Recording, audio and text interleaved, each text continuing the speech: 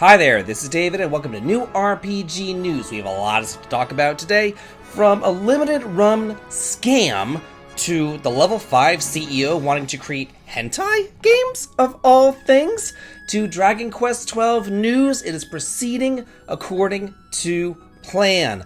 Lots and lots and lots of stuff to talk about today, including a Kingdom Hearts movie. But first, let's start here over on the Twitter. I am giving away a Steam code. I'm giving away something else. This is for Plushie from the Sky.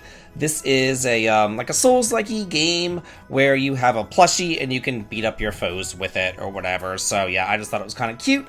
A winner will be announced on May 6th if you just go over to the Twitter, like, follow, and retweet to enter. Okay, we are at another tweet. This is from Voltar, and it's quite a long tweet. I don't want to read the entire thing, but I am just going to get to the bottom line here. He is saying that Limited Run Games is charging an absolute premium for their limited releases, yet they are burning CDRs for some of their disc-based titles. Yeah, and the thing that makes it even worse is that they're charging $60 for these 3DO games that are just a CDR, and they can't even be played on real hardware. It says right here. So they're shipping out 3DO games on CDR rather than actually pressing them onto a disc, and they won't even work on real hardware. And you can see it right here that it is a CDR.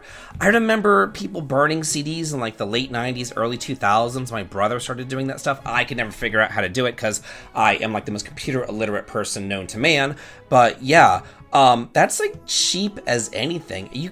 I remember being able to buy like 100 CDRs for like $5 at Best Buy or something crazy like that. So, as of this moment, I don't believe that Limited Run Games have actually commented on this or said anything about it, but that's complete bullshit that they are going to be, putting out these games as 3DO titles, so they should be able to play on a 3DO. Like, what the hell is that? Like, that's why you buy the physical media, so that you can play it on the system. That's the whole point! Like, it's so freaking stupid. So this is absolutely crazy, crazy news, this limited run scam that's going on here.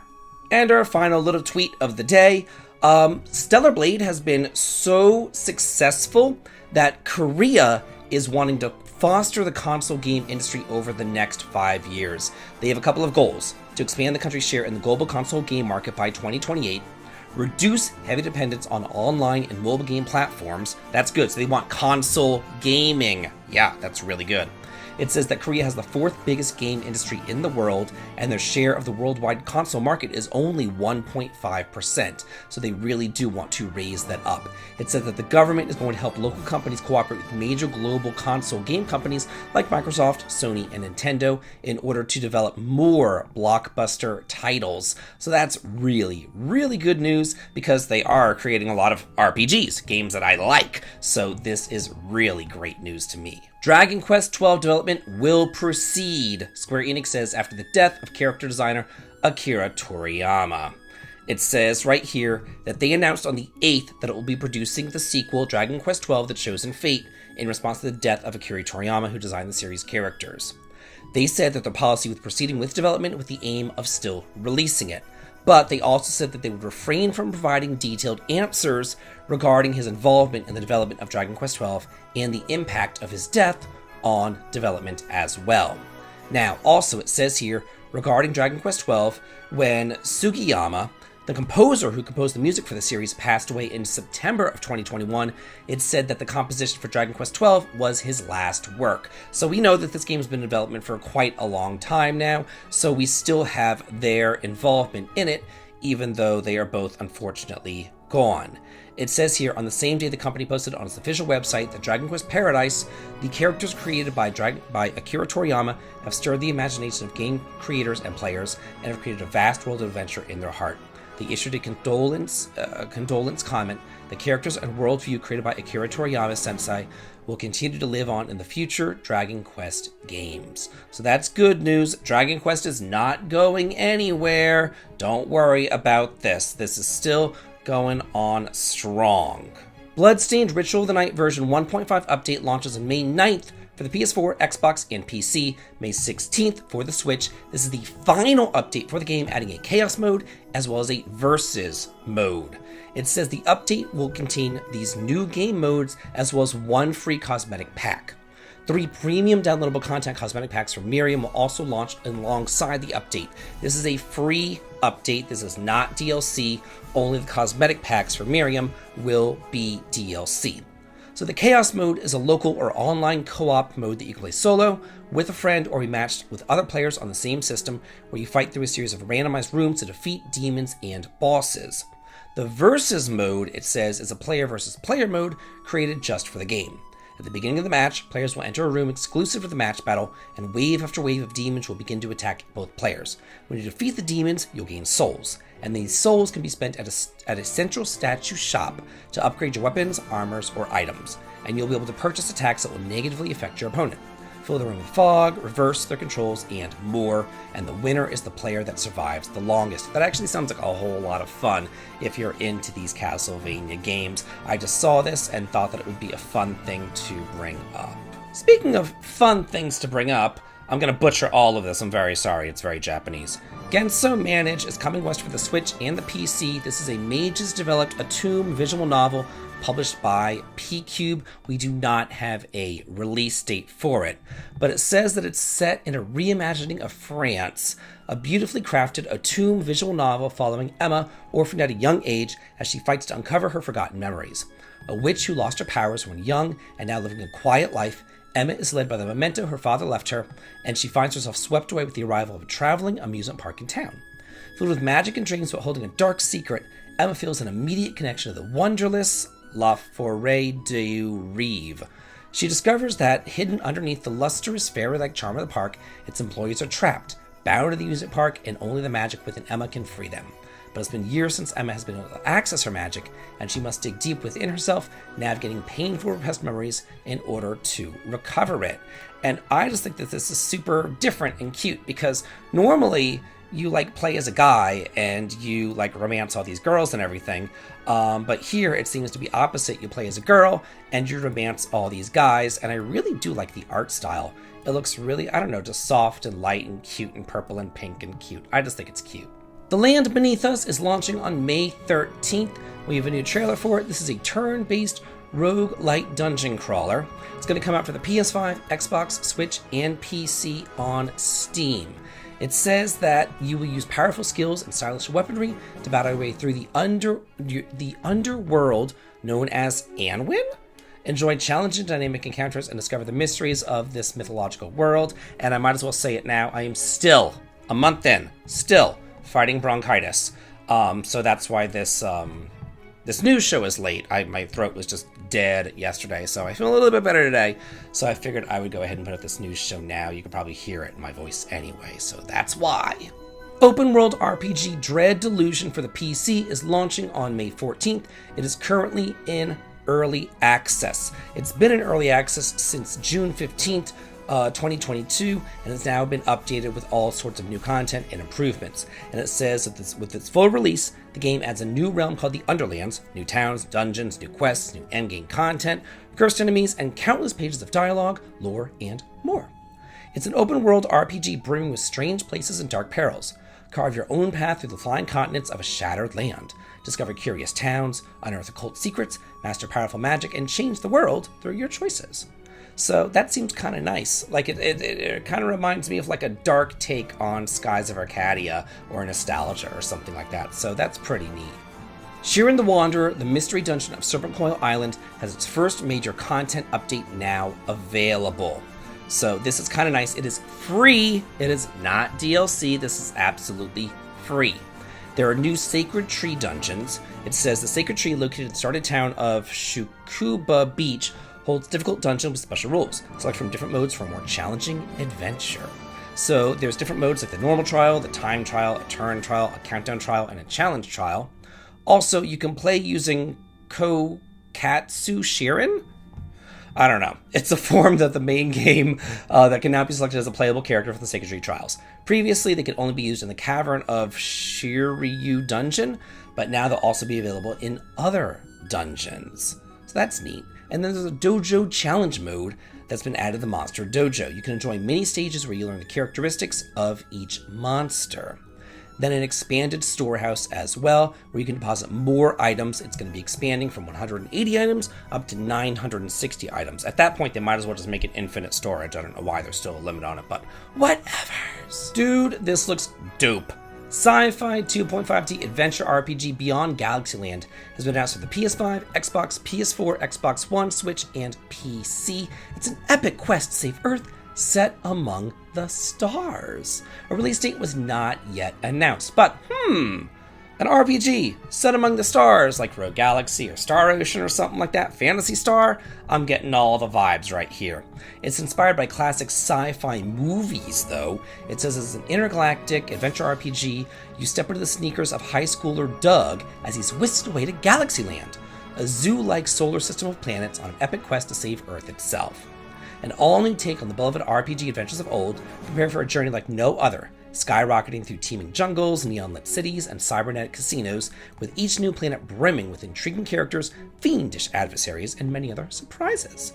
And you have Doug's pet guinea pig, the pistol-wielding Boom Boom, and a sentient robot called Martybot, and together you must defend the world against an all-powerful entity known as the End before it conquers the universe itself. It says here that there are multiple planets, from the blizzard-swept plains of Arcos to the tropical jungles of Eros, the neon-buzzing cities of Neo, and the arid sand dunes of Zalm. Explore a cosmic cluster of unique worlds, each with its own quests, environmental puzzles, and out-of-this-world characters. And, get this, tactical turn-based combat, so that is really frickin' cool! It says each party member has a range of unique abilities at their disposal, but for an additional tactical advantage, sneakily scan your enemy pre-battle to discover their strengths and weaknesses. So it's giving me also kind of like Secret of Evermore vibes with this pet, you know? Like, I don't know, like this just seems really, really, really cool, and I definitely do want to keep my eye on this one. Dungeons of Hinterberg launches on July 18th. It's also going to be available via Xbox Game Pass. This is a single-player action RPG and social simulation game hybrid together. So yeah, let's read about it. It says, armed with a sword and a tourist guide, explore the beautiful alpine village of Hinterberg and uncover the magic hidden within its dungeons. Master magic, solve puzzles, and slay monsters. All this and more await you in Hinterberg. Prepare to go on a vacation to a modern-day village in the Austrian Alps, but instead of hiking or skiing, you'll be slaying monsters, hunting for food, and solving puzzles. 25 magical dungeons have recently appeared around Hinterberg, and monster slaying has become a major tourist attraction, drawing adventurers from all over the world to the small village. This looks neat, and I love the art style. Like, look at that, that's beautiful. It's giving me like Okami vibes and stuff. That's absolutely gorgeous. So this is really freaking neat looking, I must say. I believe I've spoken about this game once before, but Fera the Sundered Tribes is adding a PS5 and an Xbox version. It is due out in early access Q3 of this year. This is a monster hunting action RPG like Monster Hunter. It says that this is an enthralling mixture of monster hunting action RPG with village building and tribal management, and a unique post-apocalyptic fantastical world of untamed magic and ancient secrets. You're the only hunters who have taken down one of the invasive behemoths terrorizing your land, and your tribe elected you their leader, following your destiny to reclaim this magic-ravaged land that you call home. Armed with a mystical tetherhook and agile glider wings, you'll lead your tribe in taking down the gigantic beasts terrorizing and corrupting your homeland. Taking advantage of your agile swinging and flying abilities, you'll surprise your enemies with aerial maneuvers to allow you to cling onto their massive forms, performing critical attacks and even severing limbs to bring them down. And we have another Monster Hunter action RPG. This is Astor, Blade of the Monolith, launching May 30th. It's a third-person action RPG for the PS5, Xbox, PS4, Switch, and PC. Explore the vibrant planet of Gliese, once inhabited by an ancient race and now home to the sentient creations, the Diokek. I almost said Diokok. After the ancients' disappearance, the Diokok lived in peace until malevolent creatures, the Hiltzik, started reveling havoc among their settlement. With threats of a more sinister force at play, Astor, the young Diokok warrior, must journey across Gliese to solve the mysterious disappearance of his creators thousands of years ago. Believing that they may be left behind the key to their salvation, it's been inspired by Devil May Cry, Bayonetta, and The Legend of Zelda. It features fierce fighting mechanics and wondrous exploration.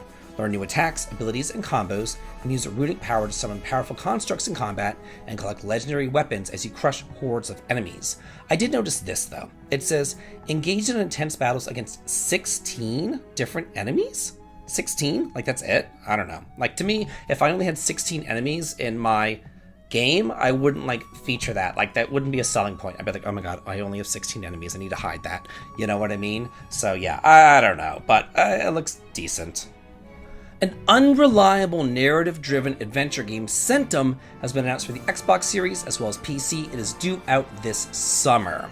So it says you're a prisoner in a cell and you have to escape, but is that really the goal? An unreliable narrator. It challenges traditional gaming conventions by weaving an intricate narrative where reality is as fluid as the mind of its narrator. Navigate a series of daunting scenarios, each shrouded in uncertainty and enigma. Every click and decision is remembered, forcing you to grapple with unreliable nature of the narrator's hints and guidance. Wow, this narrator doesn't seem like a good guy. Like, he seems like a bitch. There's no singular protagonist in Centum. Instead, players shape the behavior of the AI through their choices, guiding it towards different outcomes and experiences. Engaging conversations that influence the character's ego states and alter the course of the narrative. And there's multiple endings, so that's kind of cool, so no two experiences are alike. And it says that it speaks of themes that challenge players to question not only the game's reality, but also their own perceptions and beliefs. And speaking of Serenity Forge, I'm over here on their website. I'll include a link to this in the video description, as well as some other links that we're going to be going over in just a minute. But the collector's edition for Genesis Noir is on sale for $40, $120 originally, 40 frickin' bucks now. Like, what a frickin' steal. That's crazy. It says here it comes with an art book of 100 plus pages, physical edition, a collector's box, a wristwatch, a lenticular card, sticker sheet, linked acrylic charm, two-sided poster, and a spinner enamel pin, as well as a postcard set. So there is a lot there for only $40. Like, that's a ton. That's crazy. It says that this is an adventure game spanning time and space. When a love triangle between cosmic beings becomes a bitter confrontation, you'll witness a gunshot fired by a jealous god, otherwise known as the Big Bang.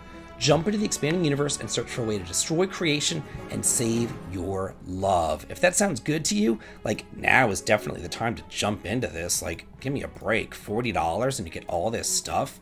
Like, that's a steal if I ever saw one.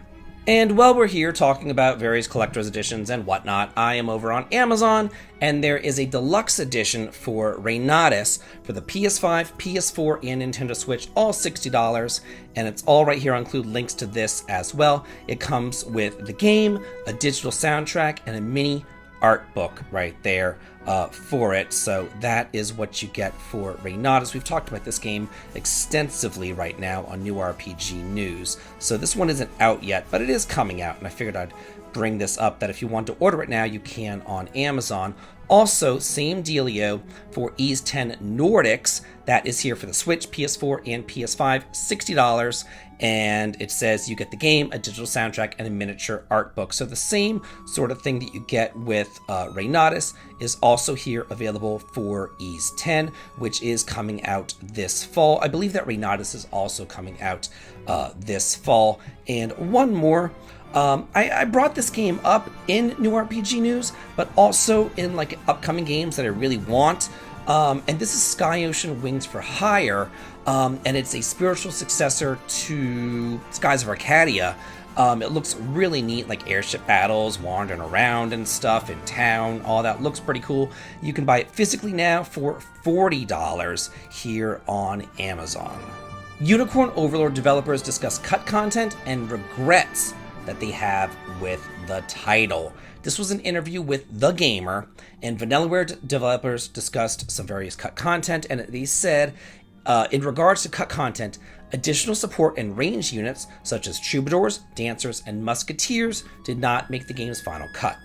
As for their regrets, the director and planner mentioned having to drop the idea of bits of characters' armor breaking off as the character took more damage. It might be like, like a strip poker sort of thing. The more damage you take, the girl's like, oh no, my bra fell off. Oh no, oh my panties. Oh, there they go. So like maybe they'll add this in like DLC or something. I don't know. I just thought that was kind of interesting there. Now this here is coming from the Disney Insider, and it's talking about the Kingdom Hearts movie. It says, Do you think that the new Disney Studios lead could bet on video game adaptations like Kingdom Hearts, Final Fantasy, or Fortnite after the successes of Super Mario Bros., The Last of Us, Twisted Metal, Uncharted, Free Guy, Sonic, etc.? Well, to get one thing out of the way, Disney is developing an animated Kingdom Hearts movie. Well, years back, I had heard the idea was something to do on Disney+. More recently, I've heard the goal would be big screen adaptation. But as of now, these are just rumblings and nothing yet has been greenlit. Disney may have more of an interest in actual gaming instead of developing movies based on video games. Prince of Persia and Need for Speed were both duds for Disney. So maybe Disney is actually going to get into the gaming market? Like, that could be a thing. Disney video games. Like, back in the day, we used to have, like, Mickey Mouse games and stuff like that. Like, it's not a huge stretch that Disney would get into that. They licensed those over to, like, Nintendo and Capcom and other developers to make them for them. But now, I mean, with gaming being such a huge market, gaming is a bigger moneymaker than movies and music combined. So maybe they're like, oh, you know what, we want to dip our pool into this gaming thing too. So that's kind of interesting. We might be getting a movie and Disney video games. Who knows? Here we have another Twitter thread, and this is some bad news over on the Twitter. And this is from James Galizio. He works for the RPG site, and I'm just going to go read through his tweets. He says, I don't usually say this, but if you are a Falcom fan, you should probably consider buying NIS's other releases too, at least going forward. NISA is doing alright, but they have to make up for NISJ, like that's NIS in Japan. You know, NISA is NIS America, and NISJ is NIS Japan. It's the Japanese division. It says they have to make up for NISJ imploding. There is something financially going on with NISJ, but NISA is doing well. It says, I can't say the specifics, but NISJ titles have been bombing for years and it keeps getting worse. I don't think people realize exactly how dire it is for NISJ at the moment. Bar Stella Abyss, their best SKU charted at 28 out of 30, barely selling 2,000 units. That is an abysmal bomb. It says right here, NISJ has not done very well in a lot of days. There are multiple periods where pretty much went, if this Vision of Disgaea doesn't sell, it's just over. And they've canceled projects over just having not enough money. NISA, though, has been the most stable branch since inception. So that is very, very, very scary news for NISJ, but also for NISA, because, you know, NISA is just the American branch of NISJ, and they go through and they localize these NIS titles, but they also have some partnerships with other companies such as Falcom, and they localize those titles as well. And it seems that the Falcom games are selling, keeping NISA afloat, while NISJ doesn't have access to those Falcom games. So yeah, this is kind of sad news, and I try my best here. I really do. I try my best here to highlight a lot of the NISA games, the collector's editions, because I do think that they are a good value, and I do think that they are good games, and I do think that NISA is one of the better gaming companies out there. They're one of the better localizers, the better publishers out there, that they do put out some good quality games. So I do try my best, and I do my bit to help support them whenever I can. We have a leak! Rogue controller maker leaks Switch 2 backwards compatibility information. Hell yeah! It says, backwards compatibility has been one of the biggest questions regarding the Switch 2, and fans may have finally gotten an answer, and it's one they're going to like. A peripheral manufacturer in China has seemingly gone rogue regarding the Switch 2 and leaked a wealth of information on it. Alongside details to changes in the Joy-Cons and the size of the new console, it also reported details on backwards compatibility. It says, according to the company, the Nintendo Switch 2 will take Nintendo's traditional approach to backwards compatibility for handheld gaming devices. This includes the Switch 2 being compatible with Switch cartridges, but the Switch 2 cartridge not being able to fit into the existing Switch. And they've done that, again, since the very beginning. The Game Boy Color, you could use Game Boy cartridges into it. You know, similarly with the Game Boy Advance, you could put the Game Boy and the Game Boy Color games into it. Then when the DS came out, you could still put GBA things into it. When the 3DS came out, it was backwards compatible with the DS. And the Switch is portable, so they're doing backwards compatibility for it as well. That is wonderful, wonderful, wonderful news. But again, still a rumor. Take it with a grain of salt, but Nintendo would be really stupid not to do this. And in our final story of the day, in news of the weird, Level 5 CEO hopes to make erotic and violent games someday. Okay, like I did not have this on my bingo card that he, of all people, wanted to make some hentai games, so I don't know. It says, while Level 5 are generally known for their safe and marketable games, it seems that on a personal level, the CEO would like to try his hand at edgier content, including games with erotic and violent themes. When asked about the reason why he decided to establish his own company, Level 5 explains, I didn't want to be told what to make by superiors. I wanted to make what I want, especially the kind of RPGs that I love. He also expresses admirations for Suda's bold work, commenting, creators who can release such edgy titles into the world are amazing. He then goes on to reveal that he is keen too on creating edgier and more niche content. If I were to put in extreme terms, I would go so far as to say that I would like to make things like erotic games and 18 plus games with violence. Is he like talking about BDSM here? Like what in the world? Like head exploding right now. The creator comments while also laughing. At the same time, he mentions that his current situation does not exactly allow him to do whatever he wants, as he is responsible for continuing onward sales and developing new IPs with his collaborators. When asked by Suda if he has any ideas on stock in his head, the Level 5 CEO amusingly explains, I do. There is an abnormal world deep inside of me, but I'm trying not to go there, only making things from the righteous part of my mind instead. However, deep down, I really want to visit that abnormal world. Like, this is like too sexual for me. I don't know. It says, once I feel that Level 5 is stable, I'll have the room to make what I want, and I will do it. And he starts laughing. So, yeah, like, clasp my pearls. Like, oh my gosh, that's so freaking funny. Super weird, super strange. I cannot believe that he said this, but, you know, the guy wants to make what he wants to make, so more power to him. So that's it for this week's New RPG News. Thank you so much for being patient with me and my voice. It's slowly on its way to recovery. Hoped and pray. Still on medicine. It's never ending. But anyway, hope you guys have a good one, and I'll see you next week too.